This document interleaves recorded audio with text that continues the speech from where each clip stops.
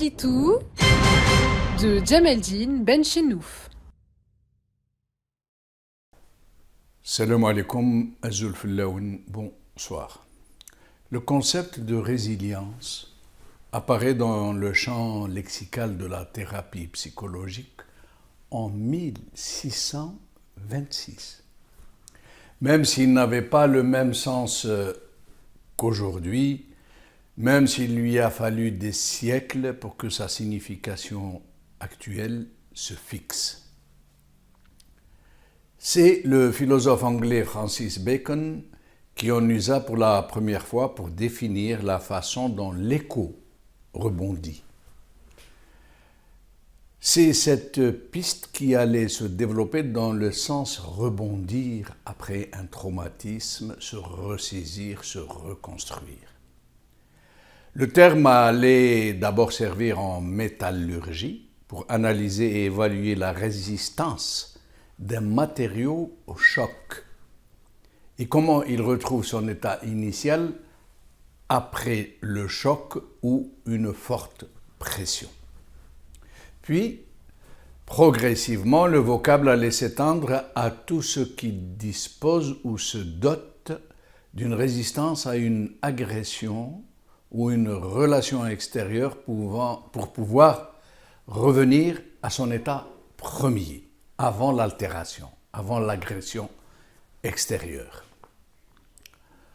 Aujourd'hui, en termes de thérapie psychologique, la résilience est la capacité à se reconstruire après un traumatisme. C'est renaître de sa souffrance. Non pas renaître après sa souffrance, mais renaître de sa souffrance. En ce sens qu'on ne peut rebondir qu'après être tombé, remonter qu'après être tombé, cicatriser qu'après avoir été blessé. Être en résilience, c'est puiser dans son propre traumatisme la capacité au rebond. C'est identifier la souffrance et y puiser les ressources nécessaires pour la réduire, puis de se reconstruire soi-même. Un très bel exemple se trouve dans la nature, celui des arbres fruitiers qui poussent dans des terres très arides, où l'eau est tellement rare qu'ils ne sont pas ou très peu irrigués. Ils développent alors une formidable résilience. Leur conformation se modifie. Ils réadaptent leurs besoins en fonction de la disponibilité de l'eau. Leurs racines se prolongent et vont très loin pour aller chercher la moindre goutte d'eau. Leur écorce se resserre pour empêcher la déshydratation. Leurs feuilles se rapetissent pour réduire les effets de la sécheresse. À la fin du cycle, ils donnent de tout petits fruits, mais exquis, autrement plus délicieux que ceux des arbres qui ont été arrosés à profusion. Leurs fruits sont parmi les plus recherchés et les plus chers en Occident et dans les pays les plus riches. Ces arbres ont su se reconstruire, s'adapter et tirer de l'altération et de l'hostilité de leur milieu naturel la capacité à s'accomplir et à donner des fruits savoureux. Dans les pays occidentaux et dans les milieux de la thérapie psychologique, il existe une véritable organisation de la prise en charge des traumatismes, depuis l'accident de la route individuelle jusqu'au cataclysme naturel. Tout est entrepris pour prendre en charge le traumatisme et permettre à la victime de se reconstruire. Après les catastrophes naturelles qui touchent la collectivité, ce sont de véritables plans hors sec de la prise en charge psychologique qui sont mis en branle. Chacune des victimes est entourée de soins attentifs et d'une grande sollicitude, comme si elle était la seule victime.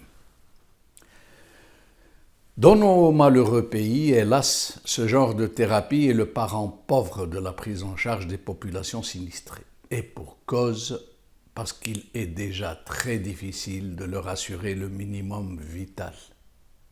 Soigner leurs blessures, enterrer leurs morts, les aider à subvenir à leurs besoins essentiels, comme manger, se laver, s'habiller, se protéger du froid, envoyer leurs enfants à l'école. On vous rirait au nez si vous osez évoquer ce sujet de thérapie psychologique. Mais une panacée existe, une véritable panacée en même temps qu'une chance historique, qui réside dans le cœur des masses populaires, en leur sein, parmi leurs propres enfants. Ce sont leurs élites, ces militants qui se mobilisent pour que leur sort s'améliore, pour qu'elles s'épanouissent, qu'elles se démocratisent, qu'elles prennent conscience de leur importance au sein de leur propre nation, de leur dignité d'êtres humains à part entière.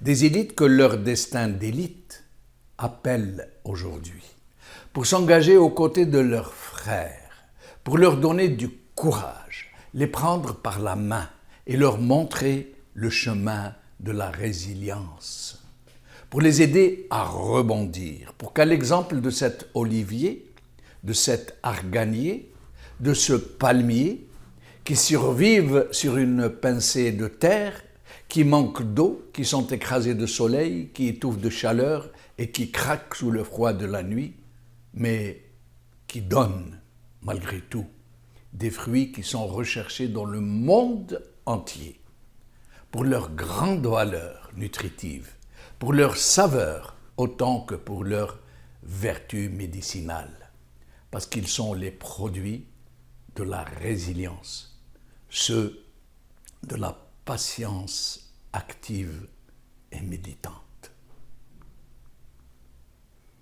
Bravo la khair.